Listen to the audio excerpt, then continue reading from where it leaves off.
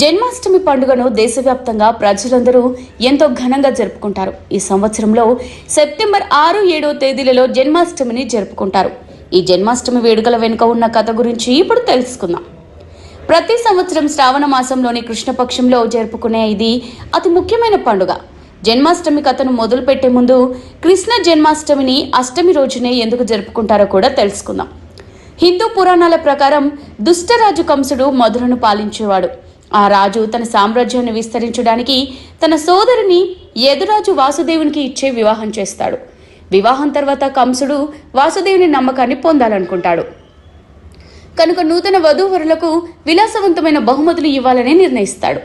అతను వివాహరథం పగ్గాలు చేపట్టినప్పుడు తన సోదరి యొక్క 8వ సంతానం నుంచి మీకోసం మరణం ఎదురు చూస్తుంది, స్వర్గం నుంచి ఒక స్వరం వినిపిస్తుంది. అప్పుడు నిజానికి కంసుడు దేవకిని చంపాలనుకుంటాడు. కానీ చివరకు కంసుడు సమ్మతించి దేవకి దంపతులకు పుట్టిన 6 పిల్లలను ఒక్కొక్కసారి వధించాడు.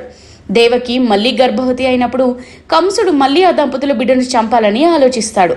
విష్ణువు జైల్లో కనిపించి నీకు 8వ సంతానం విష్ణువు అవుతాడు, కంసుని అంతం చేస్తాడని వాసుదేవునికి చెప్పి, అలాగే బిడ్డ పుట్టాక ఏం చేయాలో విష్ణువు వాసుదేవునికి చెప్పి అక్కడి నుంచి అదృశ్యమవుతాడు. ఆ రోజు రాత్రి ఉరుములు మెరుపులతో చీకటి పడుతుంది.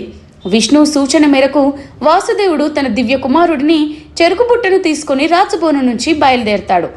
అతను యమునా నదిని దాటి గోకులం గ్రామానికి చేరుకుంటాడు.